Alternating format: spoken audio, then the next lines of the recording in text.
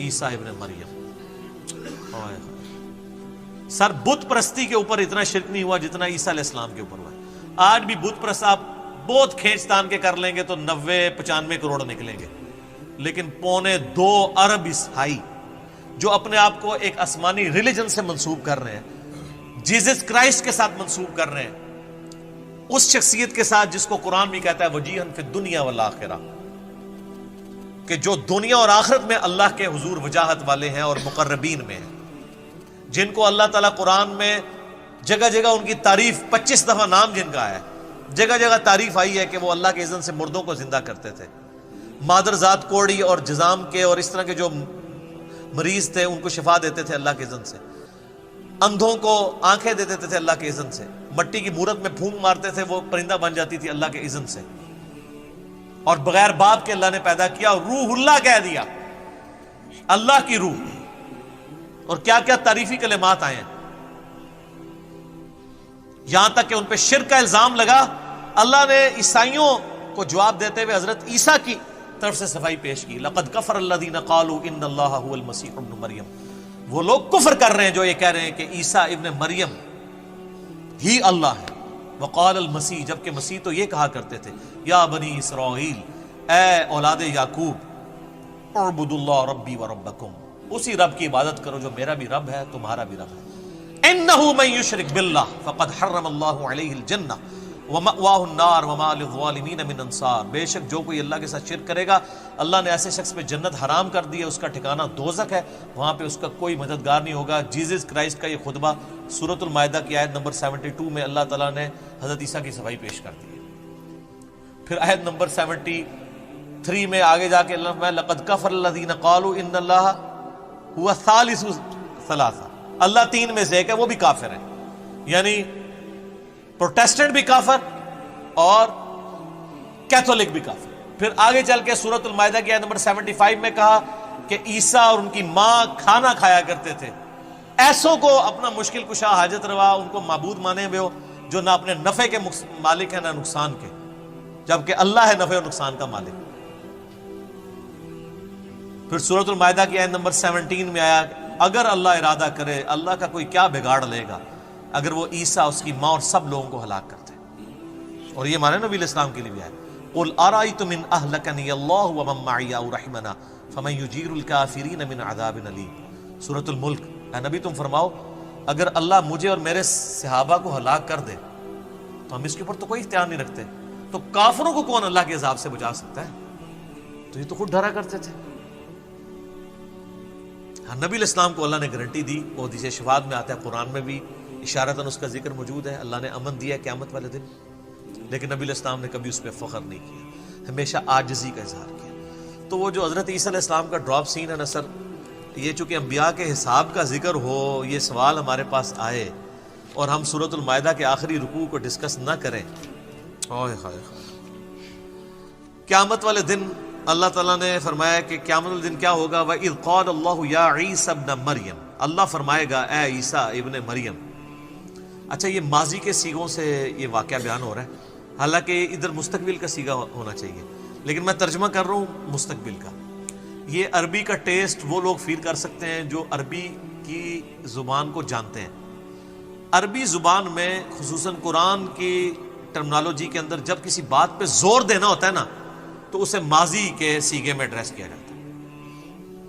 ماضی تو ڈیفینیٹ ہوتا ہے نا، یعنی اگر میں کہوں کہ ذوالفقار علی بھٹو پاکستان کے پرائم منسٹر تھے تو یہ ڈیفینیٹ ہے، اور اگر میں کہوں کہ مولانا فضل الرحمان پرائم منسٹر تھے ڈیفینیٹ نہیں، پتہ نہیں بنتے ہیں نہیں بنتے.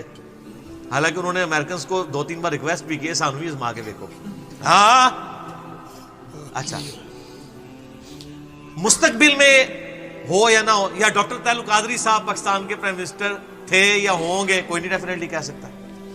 قرآن ماضی کے سیغوں میں اس لیے بات کرتا ہے کہ چونکہ یہ ڈیفینیٹ ہے کہ قیامت کا دن ہوگا، عدالت قائم ہوگی، حضرت عیسیٰ کے ساتھ اللہ تبارک و تعالیٰ یہ گفتگو کرے گا، لہذا سمجھو یہ ہو چکا. یہ جس طرح ماضی ڈیفینیٹ ہے نا، اسی طرح یہ بھی ڈیفینیٹ ہے کہ یہ ہو چکا. اب آپ کو سمجھ آئے گی. وَإِذْ قَالَ اللَّهُ يَا عِيسَى ابْنَ مَرْيَمَ، اور یاد کرو جب اللہ کہے گا اے عیسیٰ مریم کے بیٹے انت قلت للناس اتخذونی و امی الہین من دون اللہ، کیا تو نے لوگوں سے کہا تھا کہ تجھے اور تیری ماں کو اللہ کو چھوڑ کے معبود مان لیں؟ یہ حساب ہو رہا ہے نا، حساب تو اللہ کو نہیں پتا کہ عیسیٰ نے نہیں کہا ہوا. حضرت عیسیٰ کو چاہیے تھا یا اللہ تو نے تو قرآن میں نازل کر دیا ہوا ہے نا کہ میں تم سے یہی کہتا تھا تیری عبادت کرے. سر اللہ کو کون اتنے کانفیڈنس کے ساتھ جواب دے سکتا ہے؟ یہ آپ کے بابا ہی کہہ دے رہے اسرائیل کو روح کھولی یا اللہ میں اس وقت تک جنت میں نہیں جاؤں گا جب تک سارے مرید نہ لے جاؤں. مجھے لگتا ہے انہوں نے لے ہی جانے نے پر کدھر اور.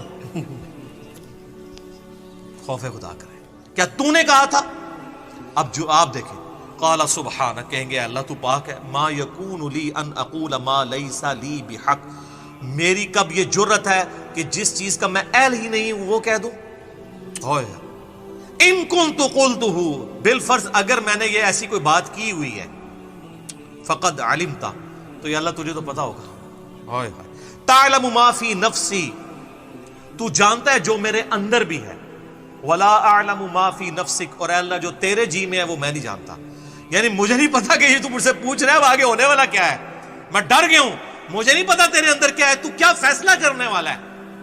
یہ کون ہے؟ پیغمبر، عام پیغمبر نہیں، اولو العزم پیغمبر 5، محمد رسول اللہ، ابراہیم، نوح، موسیٰ، عیسیٰ علیہ السلام اجمعین. سورہ شورى آیت نمبر 13. وہ کہہ رہے یا اللہ مجھے نہیں پتا تیرے دل میں کیا ہے، بہرحال میرے دل میں ہے، اگر میرے کہیں دل میں بھی یہ خواہش چھپی تھی نا کہ مجھے لوگ پوچھیں تو تیرے علم میں تو ہوگی. انک انت علام الغیوب، بے شک غیب کا علم تو تیرے پاس ہے. آپ کہتے ہیں بابوں کے پاس ہے.